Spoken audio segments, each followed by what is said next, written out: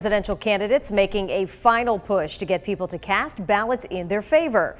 Both President Trump and Democratic challenger Joe Biden on the campaign trail today. The president rallied in several states, including North Carolina and Wisconsin, while Biden focused on Pennsylvania.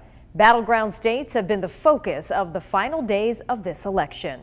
And of course, you know about the presidential race. President Donald Trump versus former Vice President Joe Biden, both wrapping up their campaigns tonight.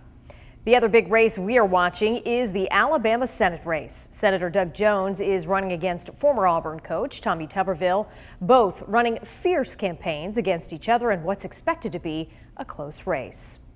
At least 98 million people already voted. Several states seeing a record turnout. People nationwide were hoping to beat tomorrow's long lines and crowds. Take a look at this in Virginia. People started lining up before 6:30 a.m., 2.5 hours before the polls even opened. It was cold there, as you can see. Folks bundled up, got their coffee in their hands, trying to stay warm. Election officials say they're breaking early voting records. And the last day to do in-person early voting in Wisconsin was Sunday. More than 2 million absentee ballots were requested there. 1.8 million of those have been returned.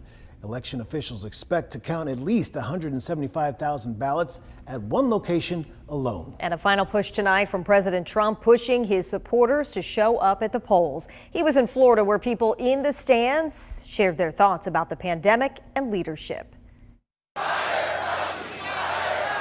Don't tell anybody, but let me wait till a little bit after the election. You hear the president's supporters chanting, "Fire Fauci." There's been a bit of tension between the two about how to approach the pandemic, with a lot of complaints about proposed shutdowns. Vice President Joe Biden in Pennsylvania today, asking his supporters to show up at the polls too.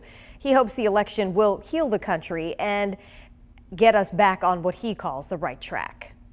It's time to rebuild the backbone of this country, the middle class, and this time bring everybody along. Everybody.